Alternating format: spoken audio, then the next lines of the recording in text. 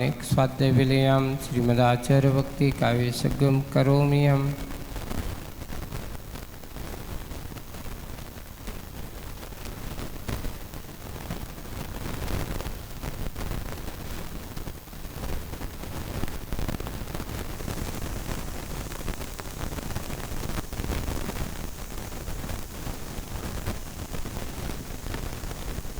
सृजलधिपारिकेभ्यः सपरमति विभाविना पटुमतेभ्यः सुचरित्रपोनिधिभ्यो नमो गुरुभ्यो गुणगुणभ्यः।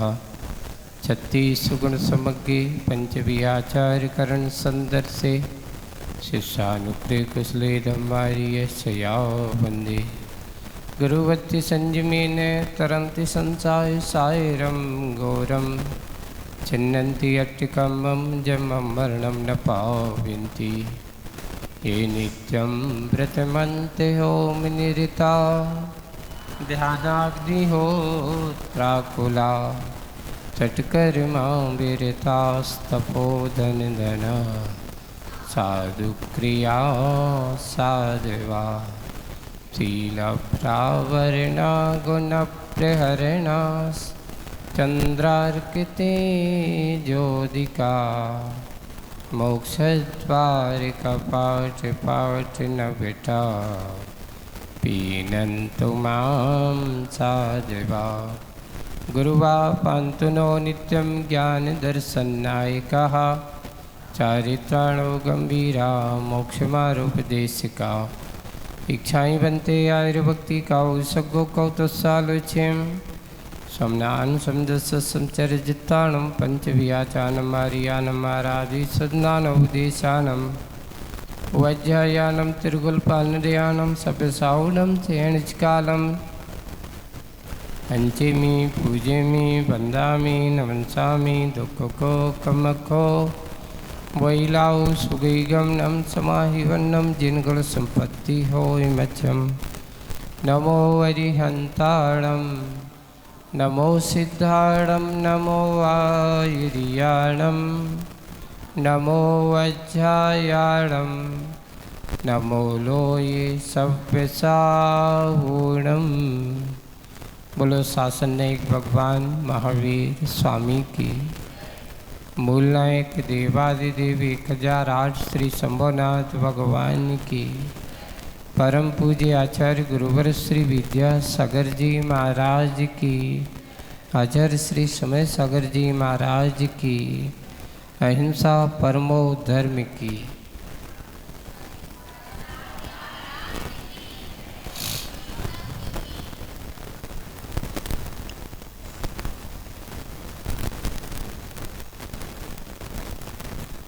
कल अपन ने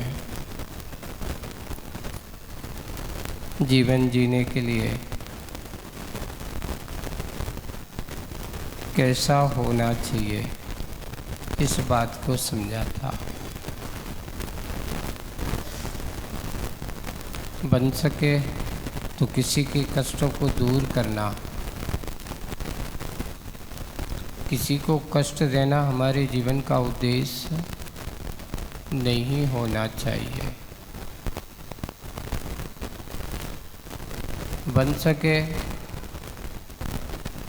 सुई बनकर के जोड़ने का काम करना, तोड़ने का काम नहीं करना, क्योंकि जोड़ने में फ़ायदा है, तोड़ने में फ़ायदा नहीं है।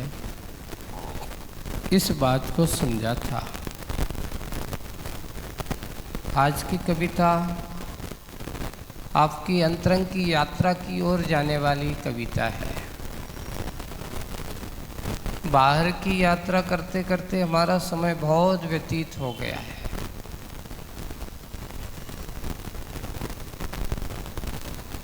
अंतर जगत की यात्रा करने का हमारे पास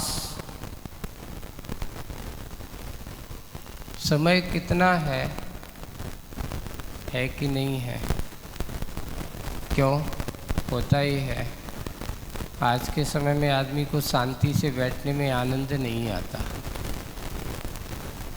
अगर थोड़ी भी कोलाहल, थोड़ी शांति हो जाए तो वो कहता मन नहीं लग रहा है। लेकिन ज्ञानी जन कहते हैं कि जितनी शांति मिले उतना अच्छा है। शांत बैठ कर के अपने आप को आनंद की अनुभूति करना, उस आनंद की अनुभूति की अनुभूत करना, ये हमारा उद्देश्य होना चाहिए।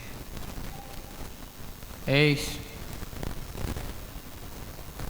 सीधे बैठ जाओ।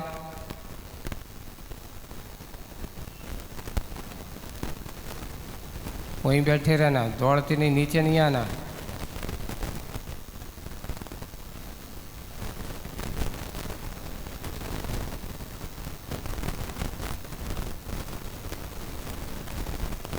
चलते हैं आज की कविता को।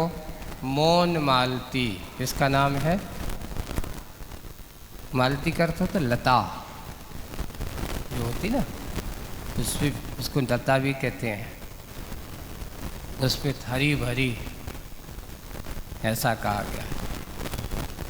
आज का इस प्रसंग को अपन समझने की कोशिश करेंगे। मौन मालती ओरी मानवती, ओरी मानवती मृदुल मालती। मृदुल यानी मृदु, बहुत मुलायम, इसका नाम है, जिसका नाम है मालती। क्यों ना मानती, क्यों ना मानती, मुड़ मुड़ कर मोहक मादक मदरा भर कर प्याला लेकर मेरे सम्मुख आती है।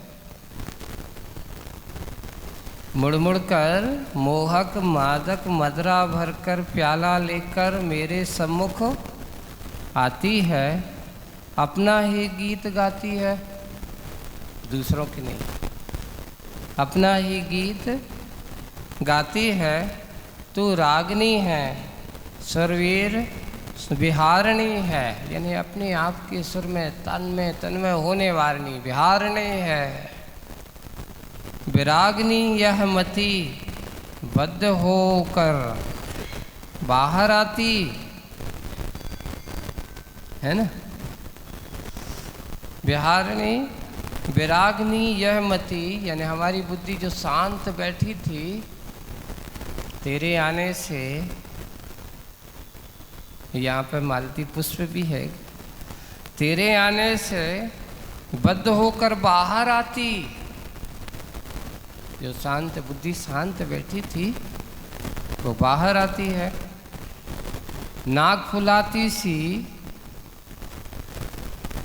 नासिका कहती यूं, तभी मालती भी गूढ़ तत्व का उद्घाटन करती है। यानी जैसी उसकी खुशबू आई तो नाक क्या होती है, फूलने लगती है। आदमी की अच्छी हो चाहे बुरी हो, नाक कब फूलती है? तो बोले दो ही दशा में फूलती, या तो अच्छी खुशबू हो तब आदमी की फूलती है, या बुरी हो तो भी फूलती नहीं, सिकुड़ती है। अच्छी में फूलती है और बुरी में सिकुड़ती है। ऐसे ही तो यहाँ पर वो जैसी ही बाहर आती है, फुलाती है, नाक फुलाती है, नासिका यों कहती, तभी मालती भी गूढ़ तत्व का उद्घाटन करती है। वह मालती मौन रूप से, कैसे, बिना कहे कि गे तत्व भिन्न है, ज्ञान तत्व भिन्न है। देखिए आज तत्व की बात कहाँ से किस तरह से आप लोगों के सामने लाए। गे का अर्थ होता है कोई पदार्थ जिसको अपन जानते हैं, जैसे पेंसिल, ये गे है अपने लिए, है ना। तो गे तत्व भिन्न है, ज्ञान तत्व भिन्न है। क्योंकि गे ज्ञान नहीं है, गे में ज्ञान नहीं है। क्यों? क्योंकि वह जड़ है। जो ज्ञान जहाँ है वो दिखता नहीं है। तो यहाँ गे तत्व भिन्न है, ज्ञान तत्व भिन्न है। गे का अपना रूप स्वरूप है, क्रिया कर्म है। जितने भी गे हैं सबका अपना अपना कोई ना कोई स्वरूप है, रूप है, उनका अपना कोई ना कोई क्रिया कर्म है। ज्ञान का अपना भाव स्वभाव है, गुण धर्म है। यद्यपि गे ज्ञायक संबंध है हम दोनों में। क्या संबंध है? गे ज्ञायक संबंध है हम दोनों में। यहाँ पे बुद्धि और मालती जो है ना, पुष्प जो अच्छा है, मृदु मुलायम है, उसकी आपस में चर्चा हो रही है। गे ज्ञायक संबंध है हम दोनों में। ज्ञान जानता है, गे जाना जाता है। गे जाना जाता है, ज्ञान जानता है। किंतु ज्ञान जब तक निज को तजकर पर को अपना विषय बनाता है, निश्चित ही वह सराग है, सदोष है। सदोष तब तक, सराग है, सदोष तब तक। पर का आदर करता है, अपना अनादर। क्योंकि मम्मी कहाँ गई? ये सौरभ का छोरा है, बासोदा वालों का। ऊपर जा, ऊपर बैठिए, जा।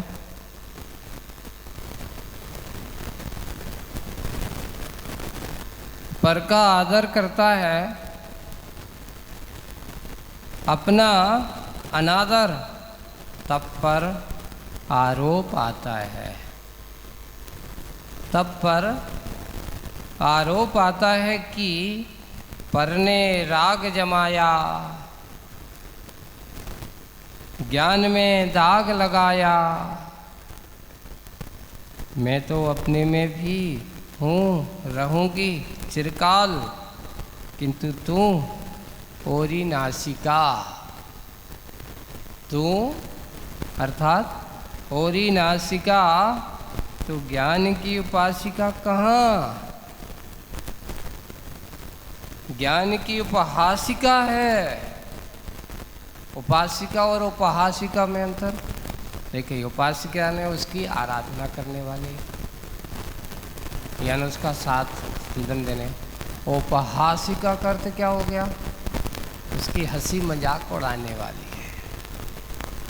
उपहासिका है, अपनी सुर भी भूल जाती है, पर सुगंधी पर फूल जाती है। दूसरों की सुगंध आई तो जल्दी फूल जाती है, और अपनी सुगंध से भूल जाती है। यह कौन सी विडंबना है? स्वयं को धोखा देना है। आज आप लोगों को इस कविता के माध्यम से आचार्य ने आपकी बुद्धि किस ओर, नासिका को निमित्त बनाया है। मालती एक पुष्प है, सुगंधित पदार्थ है। सुगंध, उसने कहा कि मैं तो अपने में हूँ, मैं अपने स्वभाव में हूँ, मेरा अपना है, पर मेरे स्वरूप को देख करके तू फूली क्यों? फूल क्यों जाती है? यानी अर्थात ये है कि तुझे अपनी गंध पसंद नहीं है, दूसरों की गंध पसंद है। आपसे कहा गया, ये बताओ, अगर हम अपने आप की गंध लेना पसंद करते हो, सुगंध लेना चाहते हो, तो दूसरों की गंध से दूर हो जाओ, अपनी सुगंध को प्राप्त करो। होता ये कि जिन्हें अपनी गंध पसंद होती वे दूसरों की गंध की ओर नहीं भागा करते, लेकिन हो ये रहा है। जैसे इंद्रियां हैं, इंद्रियों की दशा नाक से सुगंध ने कभी, यानी जैसे नाक का विषय गंध और सुगंध दोनों है, उससे पूछा गया कि तेरा स्वभाव है, तू अपनी गंध क्यों नहीं लेती, दूसरों की गंध क्यों पसंद करती है? तो वो ये कहेगी, भाई मेरा काम दूसरों की पहचान कराना है, मैं तो अपने में हूँ। पहचान कराना बुरा नहीं है, लेकिन पहचान कराने के बाद हर्ष विषाद कराना बुरा है। एक हमारे आचार्य भगवंतों ने भी यही कहा, इंद्रियां बुरी हैं क्या? तो उन्होंने कहा इंद्रियां बुरी नहीं है, इंद्रियों ने अपना काम किया, पांचों इंद्रियां ने अपना काम करती हैं, रसना इंद्री से लेकर या स्पर्श इंद्री से लेकर के पूरी कर्ण इंद्री तक, स्पर्श है, रसना है, घ्राण है, चक्षु है, कर्ण है, ये पांचों इंद्रियां हैं। ये पांचों इंद्रियां आपको ज्ञान कराने का काम करती हैं। उसमें नासिका भी एक आपकी इंद्रिय है, घ्राण कहो, नासिका कहो, है ना। अब यहाँ कविता को मुख्य बना करके नासिका इंद्री का कथन किया है आचार्य ने अभी, पर यहाँ नासिका एकमात्र प्रतीकात्मक है, बाकी इंद्रियां सभी ऐसी होती हैं, सभी इंद्रियों का स्वभाव ऐसा ही होता है।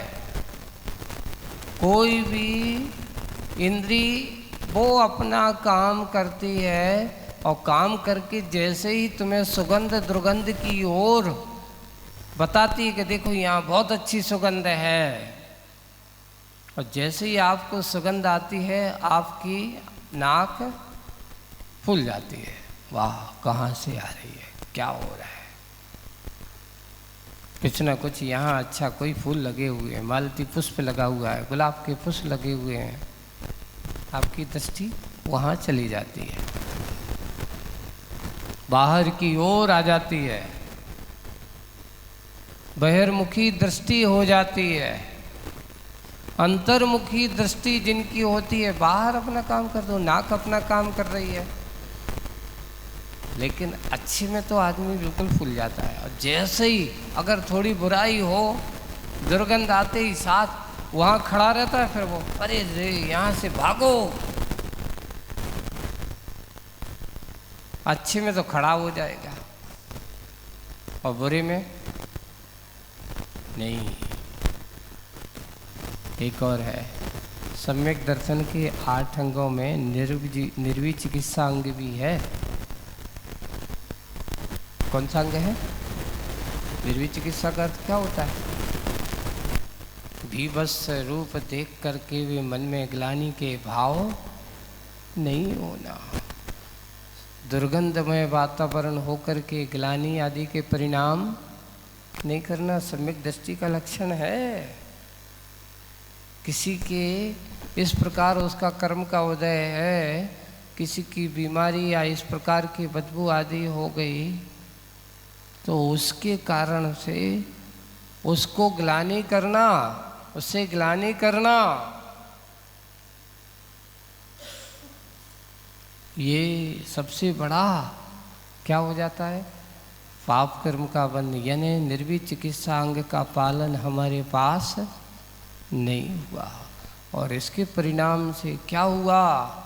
कई बार इस ग्लानि के कारण से ऐसे ऐसे कर्म का बंध हो जाता है कि वे कर्म के बंध एक नहीं अनेक भाव में दुख के कारण बन जाते हैं। एक पूती गंधा नाम की वो कथा पढ़ना तुम, अपने यहाँ लिखता है। पूती गंधा पुत्री की एक है, वो कहाँ से पूती गंधा बनती है, किस कारण से बनती है? कि मात्र इंद्री के विषय पर कंट्रोल नहीं किया, उसको ग्लानि समझ करके हमने ग्लानि के भाव से उसको अपने आप को ऐसा कर्म का बंध कर लिया जिससे उसका एक भाव नहीं पूरे 3 भाव बिगड़ गए। और अपने यहाँ रुक्मणी की जीव की कथा मिलती है। कौन की कथा है? हैं? नाम उसकी पहले शायद ऐसा कुछ नाम मिलता है, भूल रहा हूँ मैं। पूती गंधा भी बनती लास्ट में, और फिर व्रतों को लेकर के। तो वहाँ पर एक प्रसंग आता है, देखिए आप, कि वो शुरुआत की पर्याय कहाँ से लेते हैं कि एक ब्राह्मणी की पर्याय में है, रूप रंग बहुत सुंदर है, अच्छा, बहुत अच्छा सुंदर रूप है, और सुंदर रूप होने के कारण से उसको रूप का अभिमान हो गया, और रूप का अभिमान होने से हमेशा जब देखो दर्पण के सामने ही बैठी रहती, वाह मैं कितनी सुंदर हूँ, ऐसा उसके मन में ये आता है। और एक दिन एक मुनिराज वहाँ से विहार करते हुए जा रहे हैं, शरीर पर धूल लगी हुई है, बाल भी बड़े हो गए हैं, जिनका रूप रब सुंदर नहीं है ना, रूखा सा शरीर दिख रहा है। और वहाँ से जैसे ही निकलते हैं, हुआ ये कि उसका जो दर्पण था जहाँ वो उसमें देखती थी, तो उस दर्पण में उन मुनिराज का क्या पड़ जाता है? संयोग ये हुआ कि कुछ समय वहाँ पर भी मुनिराज खड़े भी हो जाते हैं, और जितने थोड़े से 1, 2, 5 सेकंड या 10 सेकंड के लिए खड़ा होना, उतने समय में उनका रूप उसके दर्पण में झलकना, और झलकने के कारण से उसने इतनी ग्लानि कर ली, इतनी घृणा कर ली उसको देख करके, कि उसने उन मुनिराज के शरीर को देख करके थूक दिया।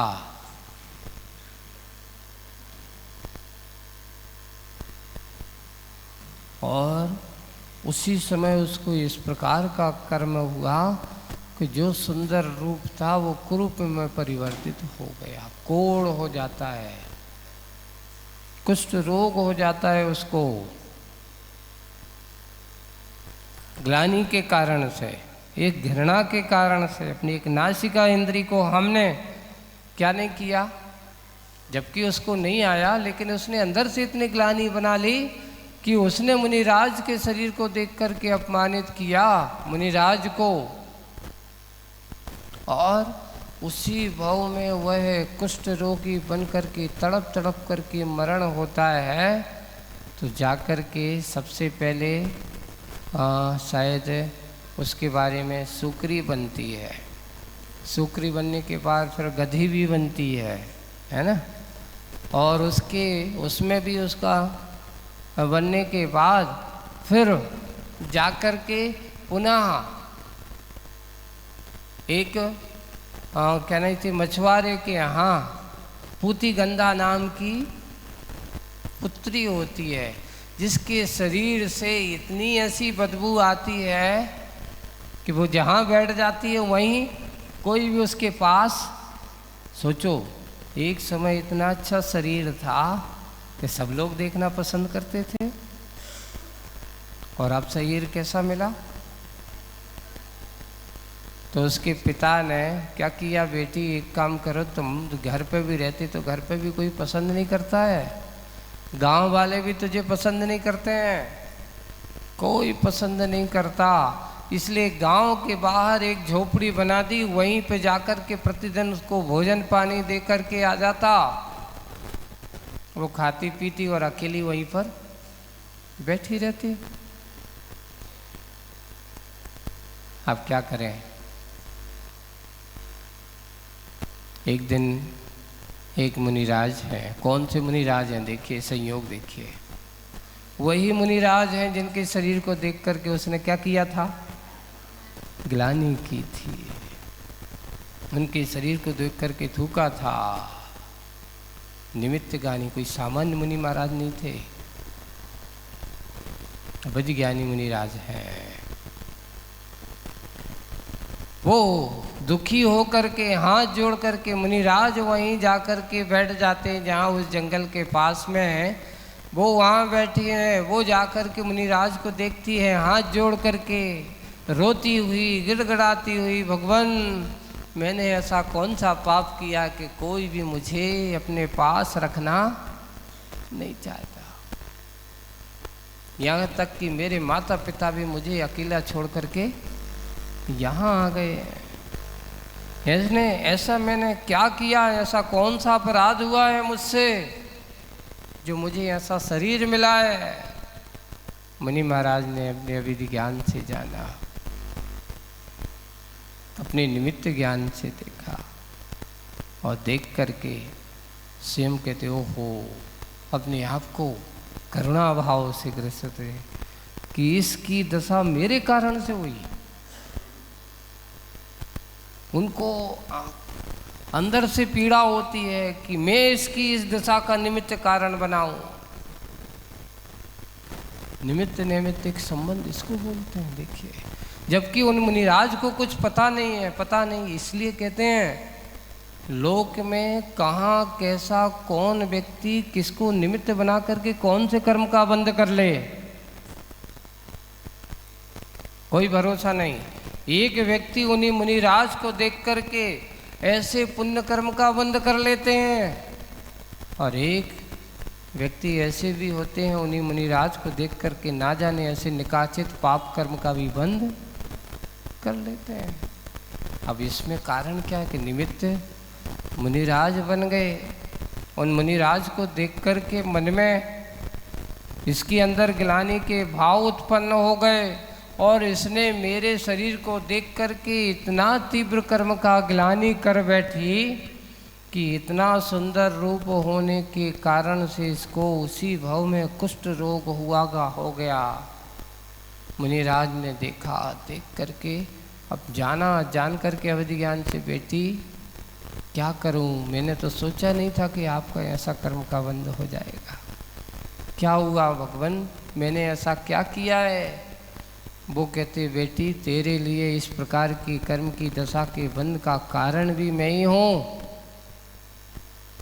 कैसे भगवान, आप बताओ, आपने ऐसा क्या कर दिया? बल्कि मैंने कुछ नहीं किया, किया तो तूने ही है। मैंने कुछ नहीं किया कि मैंने तेरे लिए कर्म थोपे हो। अच्छा ये बताओ, कोई किसी को कर्म थोप सकता है? ले तुझे पाप कर्म देता हूँ मैं, नहीं है। अगर सामने वाला कोई कहे कि मैं तेरे पाप कर्म को लेने का जिम्मेदार नहीं हो, ध्यान रखना।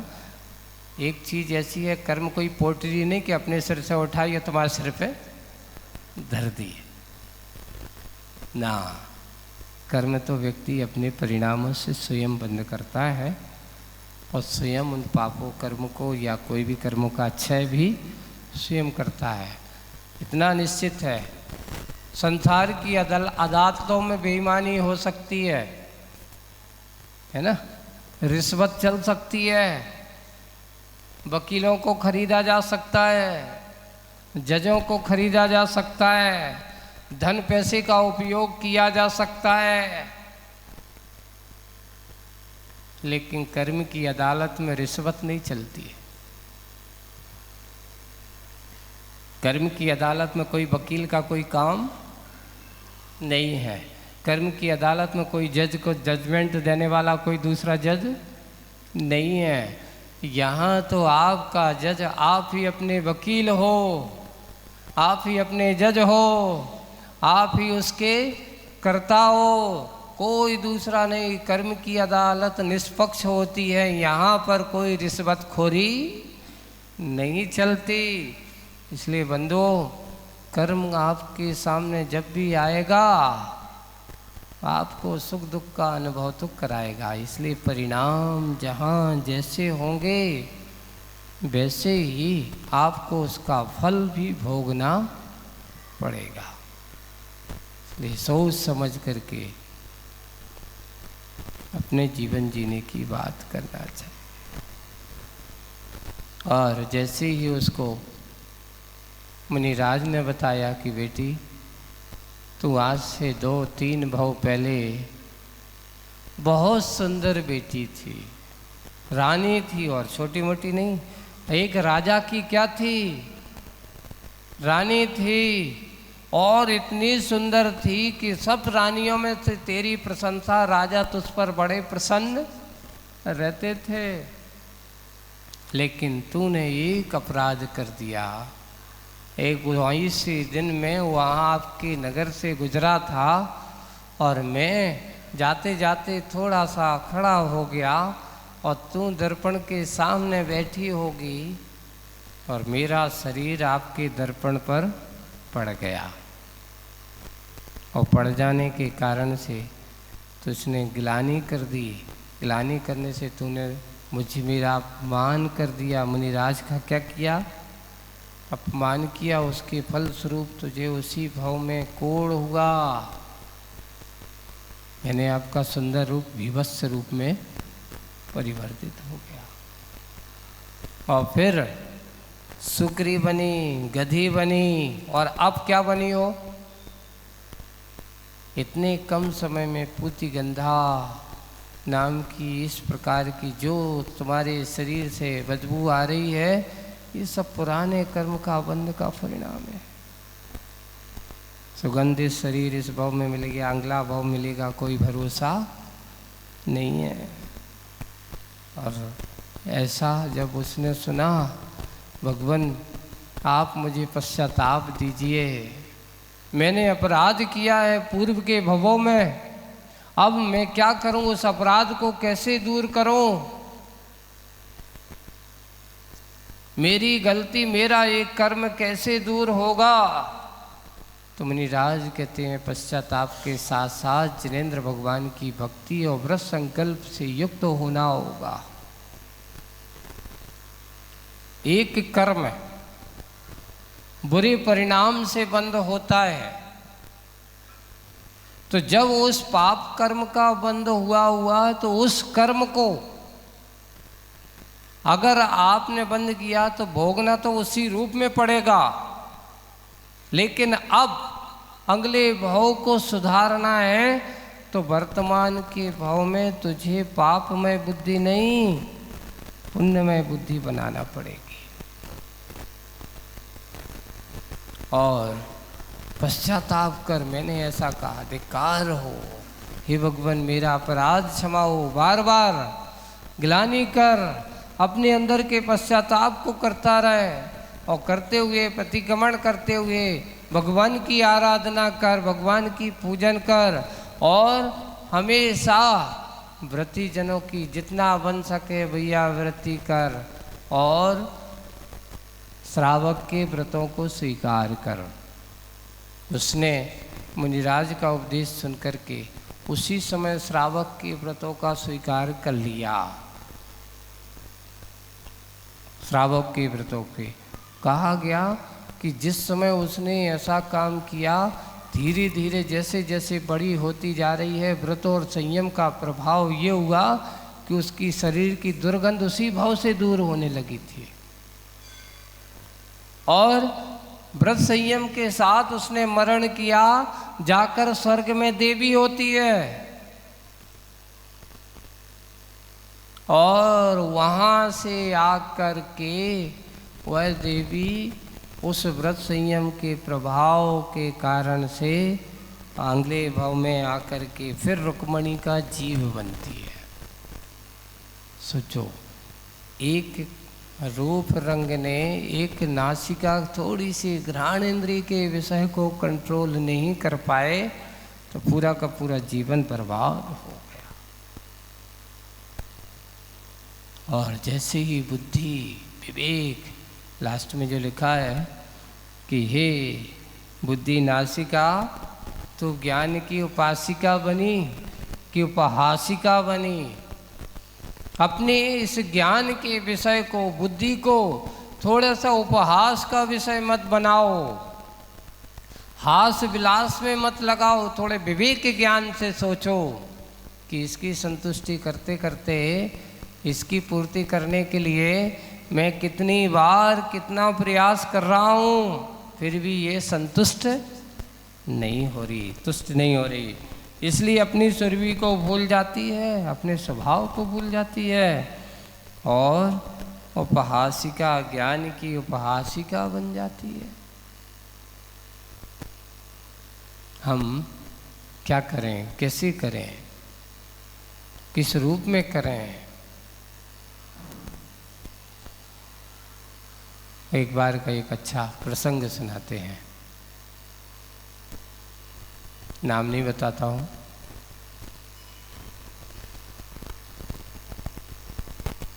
आहारचर्या का समय है और उनकी थोड़ी सी महाराज है,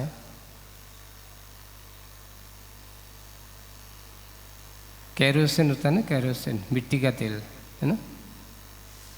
अब कभी कभार पहले क्या होता था कि आज तुम गैस के ज़माने में आ गए हो, और उस समय थोड़े से गैस का प्रचलन कम था। ये सन आपको आचार्य जी के संग में जब हम लोग थे तो 91, 92, 95 के बीच में, उस समय लोग चूल्हे पे ही रोटी बनाते थे, चौका भी लगाते थे, सिगड़ी वगैरह पर होता था।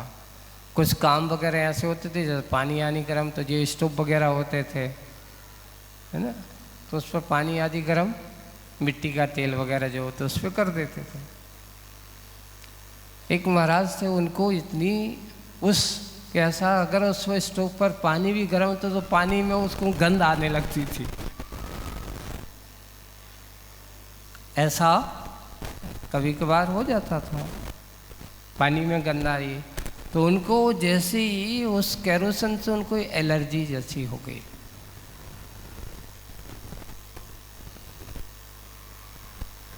आचार्य जी के पास जैसे ही वो लें तो उनको एकदम उल्टी जैसी इच्छा होने लगती। आहार वगैरह कई बार ये हो जाता था कि उल्टी भी हो जाती थी। आहार के बाद मान लो लास्ट में पानी दे रहा और मान लो भूल गया कोई और वो पानी दे दिया तो उनको एकदम गला खिंच जाएगा। गला खिंच जाने के कारण से उल्टी भी थोड़ी बहुत हो जाती थी। आचार्य जी कहते हैं कि ये ठीक नहीं है। अरे श्रावक हैं, इस प्रकार करना है।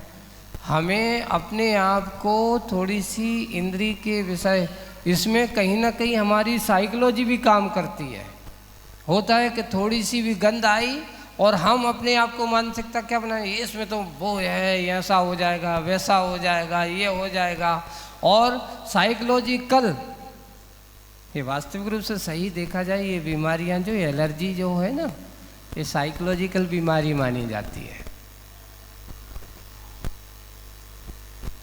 अब मान लो यहाँ कहीं चले गए, आज तो यहाँ व्यवस्था है, अपन तो साधु हैं, जहाँ जाएंगे भिन्न भिन्न जगह हैं। अपने आप को थोड़ा सा क्या करना होगा, सुधारना। मन में ये मत सोचो गंध आती है और हम एकदम एलर्जी और एकदम नाक फूलने लगती है, सुखड़ने लगती है। आचार्य जी ने कहा भाई ये तो अपन को सुधारना पड़ेगा, है ना। अपन को ये आदत क्या करना पड़ेगी। महाराज आप बताओ क्या करें।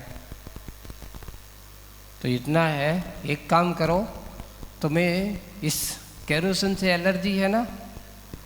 बोले कि हाँ एलर्जी है। अब एक काम करो, आहार के समय ज़्यादा तुम्हारे लिए ऐसा होता है। बोले कि होता है।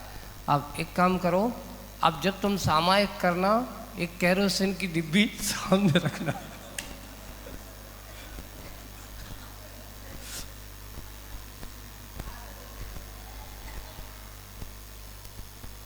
केरोसिन को क्या हो, आप ज़्यादा एक काम करो, कुछ भी हो, जैसे कोई कांटा लगा है, कुछ भी हो, तो तुम्हें तो केरोसिन नहीं लगाना है। अब देखो तुम कितनी एलर्जी करते हो, उसकी गंध से तुम्हें कितनी घृणा होती है। आप जिससे उसको थोड़ी सी देखते ही सारी साइकोलॉजी। अब ये हुआ कि धीरे धीरे धीरे धीरे उनके सामने जब तुम सामायिक करना, तो हम लोग क्या ऐसे ही आचार्य जी ने उन्होंने कहा कि इसको बताना मत। धीरे से पीछे से एक डिब्बी खोल करके केरोसिन की वन को वहाँ पे रख दो।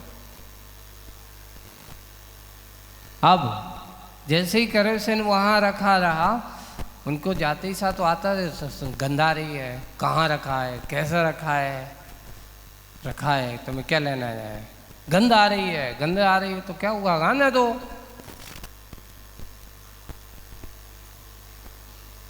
आप अपने आप को थोड़ी सी इसको परिसर सहन करके उसको सहन करो, आप उसके आदी बनो, सामना करो। और जैसे ही हम उसको देखते ही साथ अपने आप को और गर्म क्या कर देते हैं, नहीं नहीं नहीं ये ठीक नहीं है, ठीक नहीं है, ऐसा नहीं है, वैसा।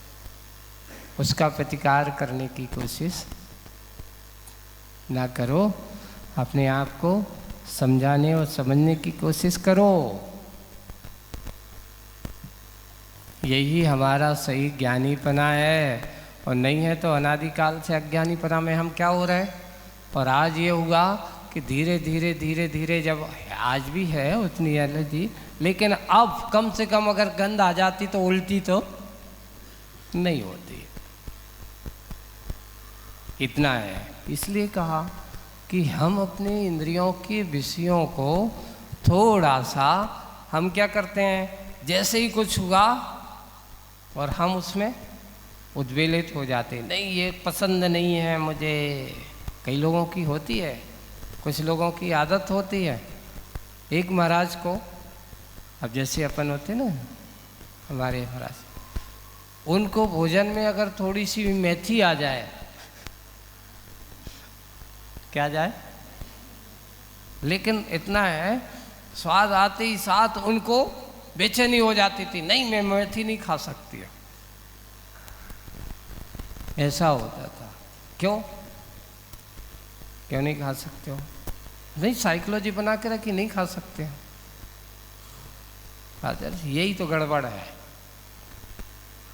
हम लोगों से कभी भी हो, देखिए अपनी आचर्षी का एक सूत्र रहता है, साधु की आहारचर्या श्रावक के ऊपर आश्रित होती है। ये कोई घर नहीं है।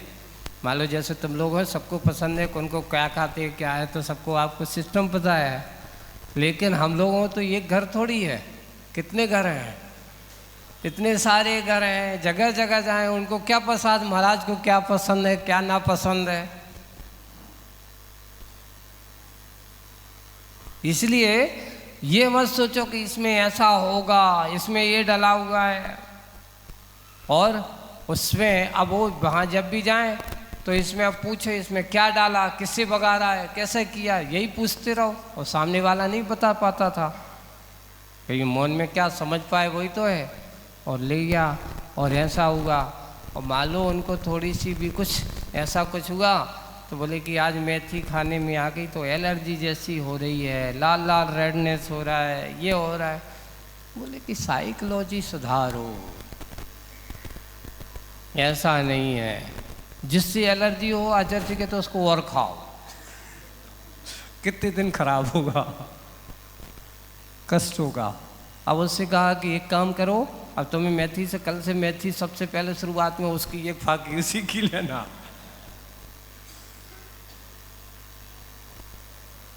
यानी शरीर को अगर तुम उसे आदी बनाओगे तो आदी और क्या हो जाएगी, बिगड़ते चले जाएगी। इसलिए साधना को साधने इसलिए है, समय अपने आप को सुधारने के लिए होता है, बिगाड़ने के लिए नहीं होता। ये हमारे पास जो समय है ये मात्र इंद्रियों के पोषण के लिए नहीं है, तो इंद्रियों के शोषण के लिए भी नहीं है। पोषण भी मत करो तो शोषण भी मत करो। उतना है ज्ञाता दृष्टा बनना, ये हमारे जीवन का उद्देश्य होना चाहिए, ये हमारा स्वरूप होना चाहिए। इंद्रिय जैसे ज्ञेय ज्ञायक संबंध हमारा है, वस्तु है किसी को देख करके, द्रव्य को देख करके, उसमें कहा वो अपनी जगह है, मैं अपनी जगह, ज्ञान स्वरूपी आत्मा मेरी अपनी जगह है। मेरी बुद्धि जानने रूप है, उसकी बुद्धि ज्ञेय रूप में जनाने रूप में है। एक को जाना जाता है, एक को जानता है। अभी अपन ने पढ़ा है, जानता कौन है? आत्मा। जाना जाता है कौन? ज्ञेय। अब ज्ञेय को उपादेय मत बनाओ, ज्ञेय को हे भी मत बनाओ, और ज़्यादा उपादेय भी मत बनाओ। बस गे के गे ही रहना चाहिए। ये मेरे लिए है, ये मेरे लिए उपादेय है। अगर ऐसी बुद्धि हो गई, हे बुद्धि जहाँ आती है वहाँ देश होता है, उपादेय बुद्धि जहाँ आएगी वो राग होगा। इंद्रियों के विषयों में जब हमारी ऐसी आसक्ति है तो हे उपादेय रूप से रहित होकर के बुद्धि, ज्ञाता दृष्टा बुद्धि का अर्थ क्या? ज्ञाता दृष्टा का अर्थ ये होता है राग देश में बुद्धि ना हो, जो जिस रूप में है उस रूप में जानना, जिसका जिस रूप में जो स्वरूप है उस रूप में उसको मानना, ये कहलाती ज्ञातामय दृष्टि। ज्ञाता दृष्टा, जो जैसा है वैसा देखो, राग देश मत करो। तो आचार्य जी हमेशा कहते हैं आपकी इंद्रियां कभी भी बुरा काम नहीं करती। बुरा काम तो व्यक्ति अपने राग देश मोह के कारण से करता है, पक्षपात नहीं करती। इंद्रियां जो जैसा है वैसा दिखाती कि नहीं दिखाती? नाक ने आपको सुगंध दिखा दी, कर्ण ने आपको आवाज़ पहुंचा दी, है ना, रसना ने आपको रस बता दिया, स्पर्श ने आपको स्पर्श का ज्ञान करा दिया। पांचों इंद्रियां अपना काम कर रही हैं, बिल्कुल नौकर जैसा है। जैसे आप कहते हो ये ऐसा करो, वो कर देती है। आदेश कहते हैं हर्ष विषाद करने वाला कौन, रावदेश करने वाला कौन? तो उन्होंने कहा जब मोह से आसक्त हो जाता है, मोहिनी कर्म के साथ इसका संबंध हो जाता है, वह ही इस प्रकार के कार्यों में लग जाता है। इसलिए ज्ञानपना आत्मा का स्वभाव है, रागदेशपना आत्मा का स्वभाव नहीं है। ज्ञाता दृष्टापना आत्मा का स्वभाव है। कसाय भावों के साथ युक्त करके लोभ लालचीपन होना, लोभीपना आना, ये आत्मा का स्वभाव नहीं है। ये आज की कविता आपको कह रही है बाहर की इंद्रियों की दौड़ में मत आ। एक मौन मालती का यहाँ पर उदाहरण जरूर लिया है, एक सुगंधित द्रव्य पुष्प का उदाहरण जरूर लिया है, लेकिन ये मानती क्यों नहीं? शुरुआत में ओरी मानवती मृदु क्यों ना मानती? क्यों? हम उसकी मानते हैं इसलिए वो तुम्हारी नहीं मानती। क्यों नहीं मानती? क्योंकि वो मनवाती रहती है और आप उसको क्या करते रहते हो? मानते रहते हो। और जब वो मानते रहोगे तो वो कहते जी अच्छा मिल गया आदमी। एक कहते नहीं, अपन इतना सा कहते, वो इतना करके ले आता है, ये आदमी बहुत अच्छा है। किसको पसंद करेंगे? उसकी इच्छा थोड़ी सी हुई, आपने इच्छा पूर्ति में और 4 चांद लगा दिए। इच्छा पूर्ति उसकी अच्छी होती रहती है। इंद्रियों के विषय का पोषण भी नहीं हो तो शोषण भी नहीं। आज के बाद तुझे दूंगा ही नहीं। बस यहाँ पर बार बार उस ओर देखो मत, प्रतीक्षा मत करो, होगा तो होगा। कई बार इस बारे में आचार्य जी हम लोगों से कहते थे, देखो सही परीक्षा अगर होती है साधु की तो होती है चौके में, श्रावकों के सामने। कभी कभार क्या होता है, और बाद में फिर कहेगा अरे मेरे तो ये सब्जी आहार में सब कुछ दिखाएगा, है ना, सब कुछ करेगा, और जब देने का समय आएगा तो हम लोगों से कहते जो देखा है उस पर भरोसा मत करना। क्यों नहीं करना? जो देखा है उस पर भरोसा मत करना, जो हाथ पे आए उस पर भरोसा करना।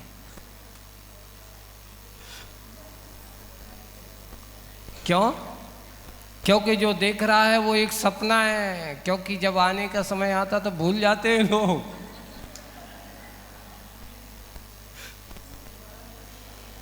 है ना? और जब, इसलिए जो दिख रहा है वो सपना है, जो हाथ में है वो इसलिए वही सोचो, वही करो। इसलिए संतुष्टि किस में रखना? जो हाथ में आए। बाकी चिंता नहीं करना, ये बाद में नहीं सोचना। एक बार एक आचार्य सिंह ने सुनाया था एक बहुत अच्छा, कि जब बोले कि मैं नई नई दीक्षा हुई, संस्मरण ज्ञान सागर जी के साथ में थे, तो एक महाराज थे, राजस्थानी के थे, यहीं के, उनके अब हुआ ये कि उनको लाल मिर्ची बहुत पसंद थी, है ना? तो कई लोग तो उनको मिर्ची वाले महाराज ही, लाल मिर्ची महाराज आचार्य से सुनाते थे। तो वहाँ गए तो वो जाते, तो अब आदमी को एक सीमा रहती है कि भाई कितनी मिर्ची देना है, वो उसने मिला दी।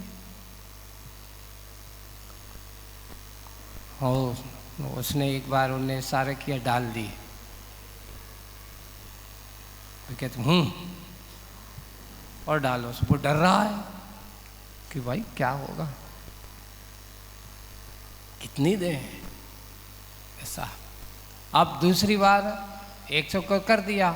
एक दिन हुआ ये कि चौके में सामने वाले वो इशारों तो कर रहा है, वो समझ नहीं रहा क्या करना है। अब नहीं समझ रहा है तो उनको सामने चीज रखी हुई है और वो समझ नहीं रहा है। अब वो बार बार करते करते थक गए, उन्हें लेते गए। अब जो चीज नहीं मिल रही तो मन में विकल्प हो रहा था। बाद में आहार जैसे ही भये तो आहार के बाद उनका जो गुस्सा था वो फूट पड़ा। बाद में पता चल गई, महाराज के पास गए और जाकर के कहते हैं वो असल में जो चौकी वाला अलग था और जो आहार में बैठा सामने वाला वो बाहर वाला था। अब कहते हैं उसको इशारा करा, वो समझ नहीं पा रहा है, तो वो उससे कहते कि तेरे बाप की मिर्ची थी जो नहीं दे रहा था, तेरा जाता है क्या, तुझको पता समझ में नहीं। कहते महाराज मैं क्या करूं, मेरी समझ में नहीं आया। ऐसा शब्द कहा। महाराज के पास भी खबर पहुंच गई, ज्ञान सागर जी के पास। उन्होंने जैसे ही सुना उनको अच्छा नहीं लगा, और नहीं लगा तो महाराज ने कहा, उनको बुलाया, बोले कि आज चौके में कुछ हुआ है? बोले कि नहीं महाराज, जो तो रोज होता है जो सही। अच्छा आप रोज करते हो ऐसा? बोले कि क्या हुआ, हमें कुछ समझ में नहीं आया। आज एक श्रावक आया था, उसने आकर के कहा कि आज उससे आपने डांट करके उससे कहा कि क्या तेरे बाप की मिर्ची थी जो नहीं दी? बोले कि हाँ महाराज गलती हो गई। गुरु जी के सामने तो क्या कहेंगे, महाराज हम तो रोज़ लाल मिर्ची खूब खाते हैं, नहीं मिलती तो हमें भाता नहीं है। अच्छा, यानी आपको मिर्ची नहीं मिले तो आप भोजन नहीं कर सकते हो। ये बताओ, आप भोजन करने जाते हो तो मिर्ची के लिए भोजन करते हो कि आप साधना के लिए भोजन करते हो? इंद्रियों को तृप्त करने के लिए भोजन करते हो को साधना के लिए? उनको समझाया और नियम दिया कि आज से लाल मिर्ची का त्याग करो।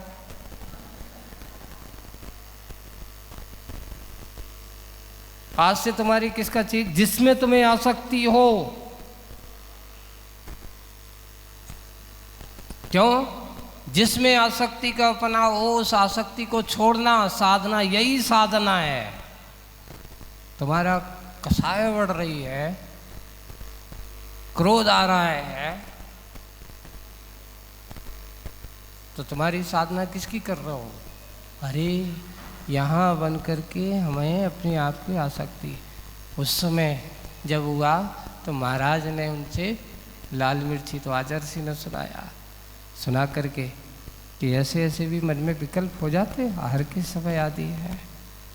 उस समय साधु को विकल्प करना ही नहीं चाहिए, वहाँ हूँ करना ही नहीं चाहिए।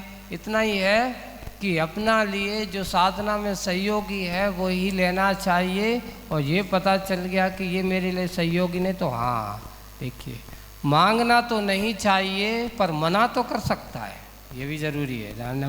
महाराज आप कह रहे हो मांगना नहीं चाहिए तो मना भी नहीं करना चाहिए? नहीं, मना तो करने का विधान है, मांगने का कोई विधान नहीं है।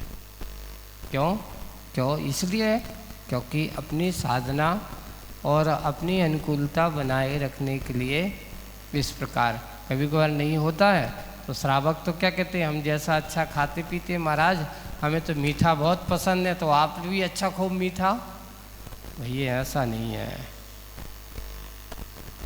तुष्टि संतुष्टि अपने आप की होना चाहिए, दूसरों की तुष्टि संतुष्टि के लिए भोजन नहीं होता। हम आज की इस अपने आप के कहा गया कि अपनी थोड़ी सी ज्ञान को संयमित करो, अपनी इंद्रियों को क्या करो, संयमित करो। इंद्रियां हमेशा बाहर की ओर भागा करती हैं, बाहर की ओर लाने का प्रयास करती हैं, और जो आत्मा है वो अंतरंग की यात्रा की ओर आने वाला होता है। इसलिए आप अंतरंग की यात्रा के यात्री बनो, बहिरंग के यात्री मत बनो। इंद्रियां को जितना जितना तुम पोषण करोगे ये तुम्हारा शोषण करना चालू कर देंगे, आदि बना देंगे। आप उसके बिना क्या नहीं हो पाओगे। बिल्कुल। जब ऐसा होता था, सबसे पहले आचार्य जी का एक सूत्र रहता था ब्रह्मचारी अवस्था में, कोई भी ब्रह्मचारी हो, कि देखो जब वहाँ जाएंगे, क्योंकि साधु रहते हैं सब कुछ है, तो इशारा नहीं करना, और दूसरा एक और ब्राय करना ही है। एक अगर ज़रूरत पड़े तो ऐसा रीत करो, अष्टमी चतुर्दशी के दिन अपने हाथ से नमक अगर नहीं है तो नहीं डालना। मिल गया तो ठीक है, लेकिन अपने हाथ से नमक आदि स्वयं नहीं डालना, नमक मिर्ची आदि। क्यों? सामने वाले ने तो रख दिया, अब तुम उसको क्या करो, अपने हिसाब से उसको मिलाने की कोशिश करते रहते, पर उसको ऐसा नहीं करना। यही है, धीरे धीरे धीरे धीरे धीरे साधना बढ़ती चली जाती है। एक बार नहीं मिलता है तो वह है, अब इशारा भी नहीं करना कि तुम्हारे लिए इसमें है कि नहीं है। हाँ, इतना है कि अगर कोई ज़्यादा है तो मना तो कर सकते हो, लेकिन मांगने का इशारा नहीं करना, यही विशेषता होना चाहिए। आज की ये क्लास में इंद्रियों के प्रति आसक्ति नहीं, अपने आत्मशक्ति को जगाने की कोशिश करना चाहिए। इंद्रियों की शक्तियों को नहीं, इंद्रियों के विषयों को नहीं। बोलिए आचार्य गुरुवर श्री विद्यासागर जी महाराज की। कल आचार्य श्री शांति सागर जी महाराज का 100वां आचार्य पदारोहण दिवस